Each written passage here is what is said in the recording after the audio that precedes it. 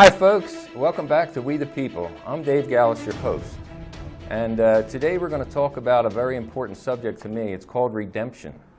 I was getting involved in politics, and I'm still involved in politics, helping the right candidates to get elected. But today it's going to be a different story, and I'll tell you why. But first, 3A Clinical Research here in Las Cruces is doing clinical trials. They're paid trials. You are compensated for your time and your inconvenience. But they are just finishing up their trials on psoriasis, but I understand in July they're going to have one on acne. That should be a biggie. So go ahead in, check out their website, 3A Research Las Cruces. So my story today is a personal story, and I've had some tragedies in my life. One of the big ones was when I was a young father, probably age 20, 25, something like that, 30. My daughter passed away, Dawn, my youngest daughter in my first marriage. She suffered terrible for 5 months of her 8 months of life, and I had to watch her slowly die at St. Christopher's Hospital, and I could do nothing. I was a young policeman at the time. I had been assigned to the police marine unit as a diver, and not long after Dawn passed away, I was still going through that, and still going through that pain, that hole in the center of your chest that doesn't ever seem to go away. It's muffled somewhat, but the pain never goes away when you lose a child. So I'm at the Marine unit, I'm diving, and I had an accident. It buggered up this finger. It doesn't straighten out, so I don't know if you can see that, but it's a crooked finger that I lost the tendon, nerves, arteries. They had to reconnect it and everything, but because of that, I had this contraption on my hand that was like, it keeps your finger from flexing a tendon that has been healed. So I was out of work for the summer. Now I'm still going through this pain with my daughter passing away that happened probably a year and a half before, but it's like, anyway. So I think Divine Providence sent me a healer, and it was this little bird that just must have come just out of the egg. It fell 20 feet down, landed on a white plastic trash bag, which was on a big area of concrete. I don't know how it hit it. It was probably a stunt bird that did this.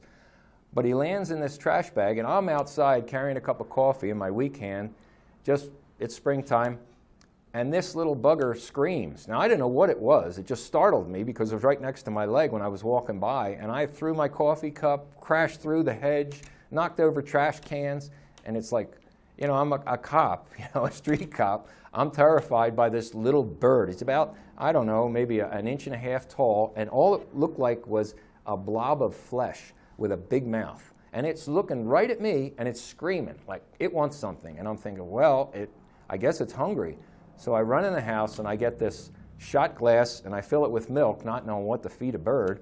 This bird, I dip my finger in, and as I put it down to this little bird, he just gobbled right up my finger. Like I thought, well, he's definitely hungry.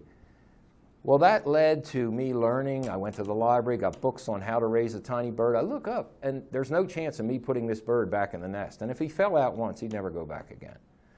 So it was a very interesting story that occupied my summer. So my pain that I was feeling of losing Dawn was occupied with raising this little bird. And I did raise this bird. And there's some interesting things that happened during that summer. I wrote a book about it, and it's published. It's called My First Son Was Hatched. Now, I never thought at that time I was going to have a son, but later on, as I was writing the story, I found out I was a father again from another marriage. I was 40 years old, and I thought, oh my gosh, can I do this again? Well, that was my son, Jason. So that story actually healed my heart, and I believe it was divinely sent to help me heal.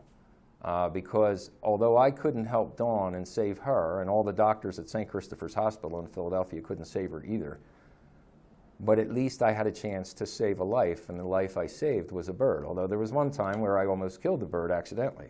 But it's an interesting story. You might want to check it out. My First Son Was Hatched by Dave Gallus. So that was back then. That was my first big personal tragedy, besides losing 2 marriages, or 2 failed marriages. Now I can say that I've learned how to shut up, say yes dear, and walk away when my wife and I don't agree on something. But it's a tremendous marriage that I have now.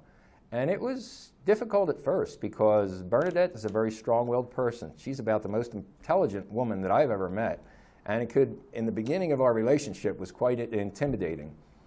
But over time, we stuck it out with each other, and we are really having what I would call a wonderful relationship. And it's a lot of fun. I mean, we're like teenagers sometimes, sitting out on the deck having a cup of coffee, or at night just sitting watching TV and laughing and giggling like a couple of kids. So it's wonderful. So don't ever give up, folks.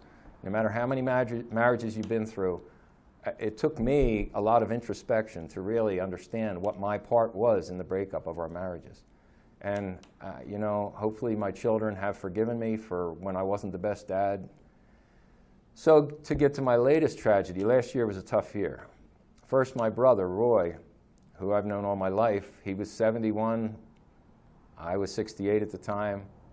We were very, very close all through life, and he developed a brain tumor in the last couple of years and was fighting that, and I was able to get back to Philadelphia and help with his care on his last days, and that was bad, real bad. I mean, so many times I think of questions that I have for him. Hey, Roy, when we were kids, remember this? I can't ask him. He's not around. So that was devastating, very devastating. And my sister-in-law is still feeling it. Alicia, if you see this, I'm always praying for you and thinking about you. So now if that wasn't bad enough, in 2020, my son passed away, Jason, who came along in my second marriage when I was 40 years old and thinking, can I do this again?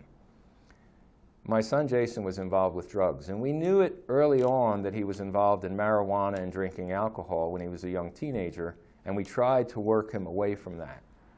And you know, he would live at his mother's house. When she couldn't control him, he would live with me, and I did make it a point to move to an apartment very close to where his mom lived so we could be together. And I did spend a lot of time with Jason. But there was a time when it seemed like Jason was moving away from me, and his friendships with his friends was a whole lot more important than his dad, which I understand that. I didn't hang around with my dad either. I could have learned so much more if I did, but I thought that was okay. But there were signs, and when he got to be an older teenager, the signs turned out to be like being arrested or being involved in something. And just looking at the way he was, you know, his eyes were deep and hollowed, and you'd say, Jason, are you drinking, or what are you doing? And I kind of, in the back of my mind, I knew what was going on. And things developed even worse. And we got into a situation where his mom couldn't handle him, and he was getting way out of hand, and I was terrified. So the one day, he came home after being very disrespectful to me and my wife, and I said, I had the boxing gloves out, 16-ounce gloves. I said, come on. I taped his hands up, put the mouthpiece in his mouth, put the gloves on him, put the headgear on, made sure that he wouldn't get hurt, but I wanted to draw some respect out of him because he wasn't respecting the house, me, or Bernadette, my wife at the time, my present wife. And we just went, I said, we're going to have 3 one-minute rounds. I pointed to the clock, and I put out a water bottle for him. And he's going, what? Like he couldn't understand what he was doing that was so out of line, stealing things, finding drug paraphernalia, just going down this dark road, and I couldn't stop him. Well, we put on the boxing gloves, and it was a short couple rounds. He didn't want to fight back, and I just tagged him a couple times just to try and sting him, to let him know that, you know what, I might not get your respect out of love, but I'm going to get it. I'll get respect one way or another. And he was a varsity football player. He probably could have kicked my butt. And I thought, well, he keeps hitting me and knocking me down. I'm going to keep getting up. I'll gain respect that way. Whatever it is, I wanted to try and help him through what he was going through. Well, then his mom called me, and she said, you should have never put your hands on my son. And I said, your son? I said, you couldn't handle him. He's going down this dark hole. Something's got to bring him back. I don't know what it is, but... So anyway, we got through that. But then things got worse and worse and worse, and he was in and out of rehab and halfway houses for probably 10 years. I would take him to New York for rehab up there, and at one point he was in my garage with his buddy. I got a picture of him, and I didn't want to show that, but he looked like a zombie. So he was on drugs, and I didn't know what kind of drugs, and I would try to talk to him and say, Jace, what's going on? Tell me about it. Maybe I can help, you know. I would take him to Narcotics Anonymous, but he just had no no desire to get help. He always say, I got this, Dad, I got this, I got this. It's like, no, you don't have it, but I didn't know how to get through to him. So years had gone by. He actually came out here to New Mexico. I helped drive him out. He got an apartment. He seemed to be doing okay. I remember one time, he called me up in the middle of the night. He said, Dad, people are breaking into my apartment. So I was out on the East Mesa. I come flying in town with my nightstick ready to do battle, thinking, okay, he's getting mobbed by somebody. And here, his dog was cowering in the corner. He had this wooden baseball bat, and the walls of his apartment were all beat up with the baseball bat. And he had this look, this 1,000-mile stare. He's going, they're right there, they're right behind you. And I'm looking around, and I'm looking out the window, and there's nobody there. Then I turn, and he'd go, there they are, they're at the front door. And I'd run out the front door, and I'd run around, and I could tell he was paranoid. And I didn't understand what that was about until I read this book lately. And this book that I read was written by Mike Lindell, the pillow guy. Now you can see that's a hologram. This is what, Mike Lindell was a crack cocaine addict. He was a gambling addict. He had some big, big issues. But what happened was he came out of that and he's a millionaire. Well, he's not a millionaire. He's a working man that made $1 million, I'll say that. The killer is that when Jason was back here living with us, now let me back up a little bit. After this incident that he was beating up the walls, and I finally confronted him, I said, Jason, you're on drugs. You're not telling me what you're doing, but you're on drugs. You need to get cleaned up. So he went to Florida for treatment. Then, while he was in Florida, then he went back to Philadelphia. And he was in a treatment center in Philadelphia. So there was probably 10 times that he was going through treatment. And he would check himself in. While he was in Philadelphia, he would call me, and we would be communicating. And it was really a warm communication. And I could tell he was taking selfies as he was jogging around a track and all. He looked good.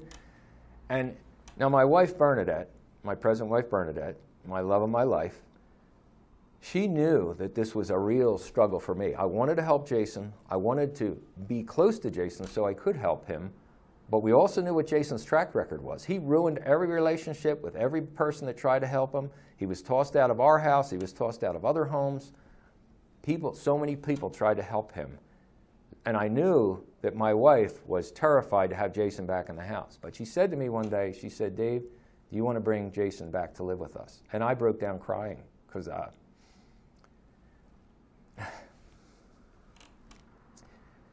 for her to make that offer was amazing to me.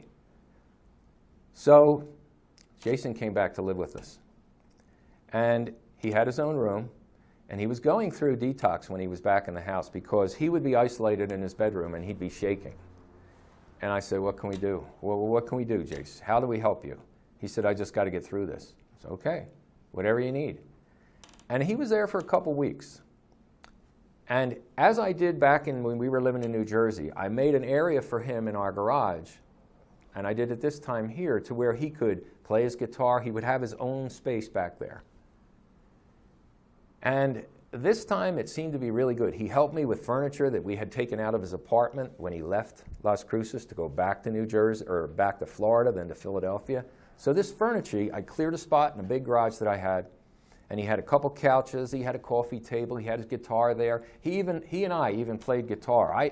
He taught me a little bit of chords, and he would play lead. And we had a good time. That's a memory I keep and I hold in my heart because it's a very good memory. And he would teach me scales, and he would teach me all kinds, the mathematics in guitar playing. And it was a real bond that we were having, at least I thought we were having. But then one day he asked me, he said, look, I got to go into town and see some friends. And I'm like, all right, Jason, I'll drive you in town. I had my truck, and I wasn't going to give him the truck. So I said, I'll drive you in, and then I'll pick you up. And he was very respectful about that. So he called me not too late to pick him up. And he seemed straight when he came home. Then he had to meet some other friends. I took him in again, and I came back. Now, my brother's family lives next door. And my brother's youngest son, he liked to drink. And Jason and Robert would drink. And that was cool.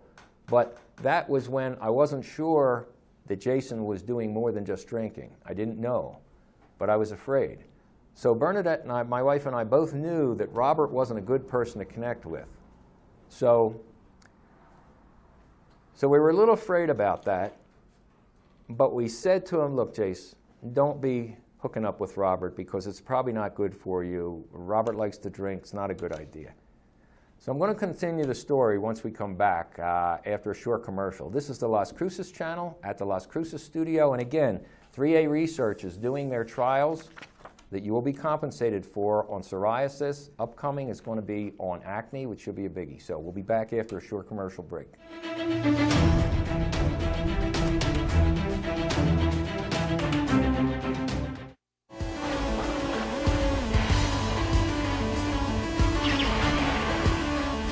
Hi folks, I'm Dave Gallus. This is your 3A Research Minute. We're here with CEO Michael Raucci of 3A Research here in Las Cruces. Michael, could you tell me the procedure of a trial? Sure, Dave. A participant will come to our office to see if they qualify for a study. Once they qualify for a study, they will be asked to do evaluations throughout the course of a 3-month period or longer, and they'll come in periodically to see their progress and make sure they're safe and they're okay. Michael, could you tell us the location here in Las Cruces? Where's that? We are located in the heart of Las Cruces, 530 North Telshore Boulevard, Suite B. We have 2 locations in El Paso, and we've done so well, we had to extend ourselves here to this great community. So far, Las Cruces has been very responsive, and we love Las Cruces, so we're excited to be here. Thanks, Michael. I hope the folks take advantage of this opportunity. That's been your 3A Research Minute here in Las Cruces. See you next time.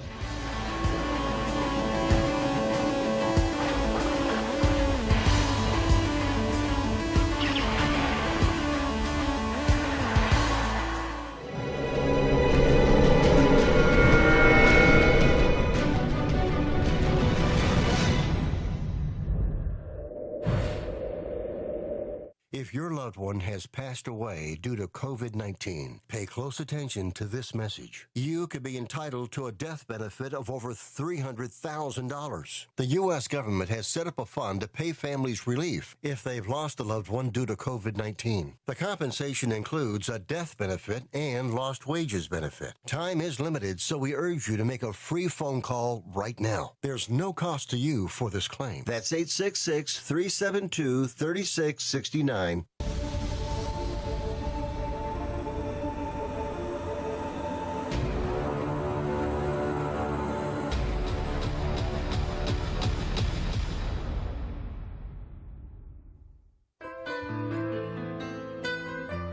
Hi, I'm Ray Bamberg with Here on Earth. I would like to invite you for a free hearing evaluation to our office. We've been here in southern New Mexico for 34 years helping people hear better.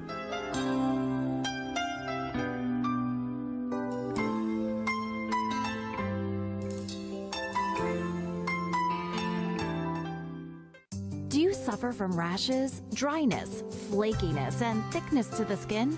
3A Research is conducting a trial of an investigational drug on plaque psoriasis. Subjects must be 18 years of age or older. This is an 8-week study. We will compensate you for your time and travel up to $225. Enrolling participants now in Las Cruces. Contact our office at 575-288-1646 or visit our Facebook page at 3A Research or our website 3asites.com. Taking a trip in the next 12 months? Airlines are under tremendous pressure and they're practically giving away their unsold seats. Like every crisis, this one will end too. But right now is the best time to take advantage of giveaway ticket prices on their unsold seats. We're not allowed to publish these low fares online. The only way to get these rock bottom giveaway prices is to call. So phone low-cost airlines now for airline ticket prices you may never see again.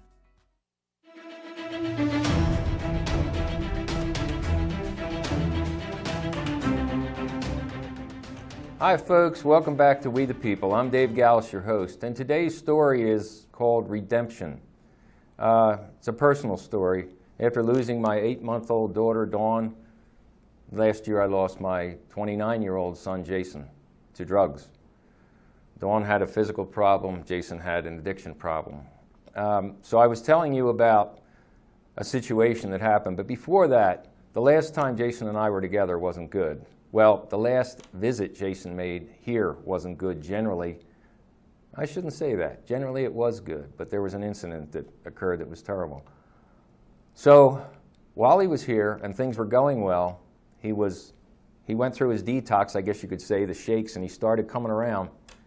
I took him to the Barnes & Noble in town to try and get this book, Mike Lindell's story, The Pillow Guy.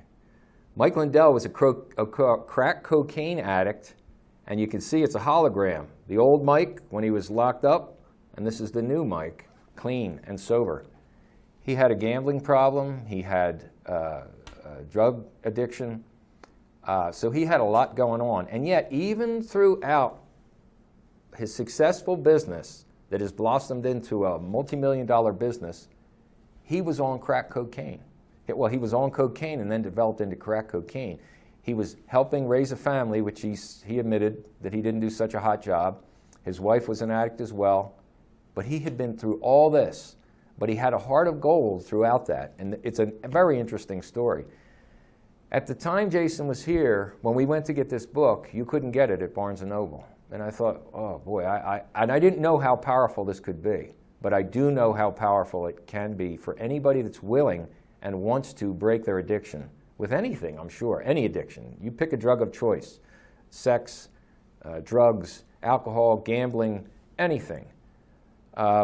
This can help. This book can help. And, you know, we couldn't get it, and as I think back now, it could have saved Jason's life had he been interested. Now, but for whatever reason, he didn't care to pursue the book that I suggested. We couldn't get it here. So I'm back to the story now. Jason's now staying at our house. Bernadette, her golden heart that allowed him to come back into our house after knowing all the stuff that he did, stealing, drugs, arrested, 2 DUIs in separate states. I mean, all this stuff. He just kept going down and down and down, and he would come up, and you'd think, oh, he's doing okay. So anyway, he's back at our house now. And we had warned him not to hang out with my nephew, who was a drinker. And yet, the one day, he was out in the garage that I had set up for him to play guitar, just have his own space away from us if he wanted. And I noticed, I'm looking out in the garage, it's about 11 o'clock, I'm looking out, the lights are on in the garage. So I just wanted to go out and tell him, look, make sure you lock the door and set the alarm on when you come in. And when I went out there, he's sitting there with the very person we told him not to hang out with, my nephew, Robert. And they each had a beer in front of them. And I saw Jason, and I could see his eyes, and I knew he was high, stoned, or something. Something wasn't right. And I couldn't even talk. I was crushed. I was hurt. And I didn't know to say anything. Robert jumped up knowing that there was a problem, and he came over and gave me a big hug. He said, hey, Uncle Dave, how you doing? And I was just like, and I didn't even say a word, and I just walked out of the garage. So I went into the house, and I'm trying to process what's going on, thinking, Bernadette extended our house, I extended our house, we told him this wasn't a good move, and we know that this is how he's going to start again with the addiction. I finally got, I guess, my courage up, and I went back out into the garage. And they were sitting on opposite couches, and I walked in front of Robert, and I sat down, and I faced him. I said, Robert, do you know Jason is a drug addict? And Robert said, yes. I said, this is how it starts. I said, take your beer and go home. They live right next door. And Robert, it was almost comical. He said, well, Uncle Dave, do you want to finish the beer? I looked at him like, are you out of your mind? I said, no, leave. So he left. I started walking away, and I was so crushed. I said to Jason, I said, you effed me. And then I started walking around out of the garage. And he called me, you MFer. That was it. Something snapped. And I said, I guess it had to come to this. I started back around after him. And for some reason, and this has never happened to me before, I don't even remember what exactly happened, only that I had 2 lumps on the side of my head. I guess he connected with me. And I had him pinned on a couch. Now, I don't even remember the motions that happened. And he was struggling. Now, he's very strong, but he was struggling on holding my arms as I'm holding him down. And I said, Jason, stop struggling. I'm not going to hit you. And he struggled a little bit more, and I stopped. I said, I am not going to hit you. Then he relaxed. We both got up, and I said, come on with me. You're packing your stuff. I'm taking you to the El Paso airport. So we started going in the house, and I said, let's keep the noise down, Bernadette's sleeping. And he said, well, we wouldn't want to disturb her. And I went, I cringed, but I didn't say anything.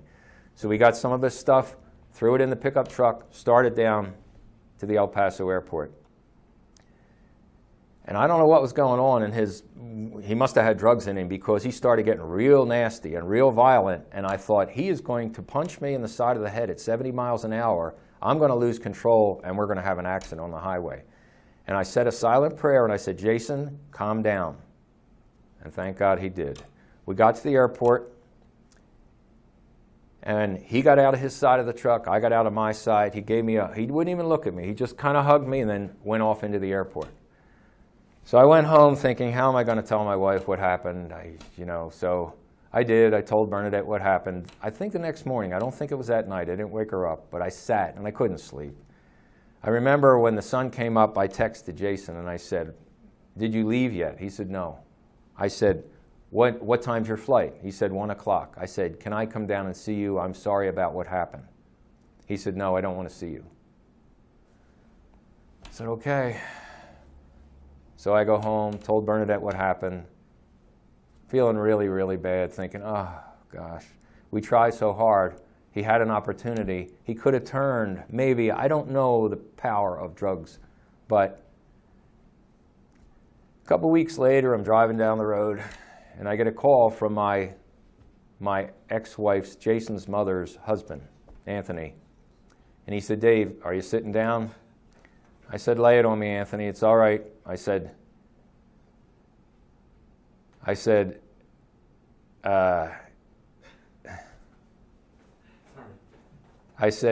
Anthony, give it to me. He said, Jason was in the subway system in Philadelphia, which is a train in a tunnel down underground. And he said, Jason was killed by a train going by. Now, the end of the show is coming up real quick. And so, folks, I just want to let you know that had Jason been interested in reading this book, it may very well have saved his life. I couldn't. But if there's anybody that has an addiction, please consider reading this book. Anybody, any kind of addiction. Mike is a success story. And you know who saved him? It was God. That's who saved him. Because so many people were telling him God was giving him messages. And all the things he went through and how he survived all these things is amazing. Read his book. It could save your loved one's life. This is Dave Gallus from the Las Cruces channel, the Las Cruces studio. I'll see you next week.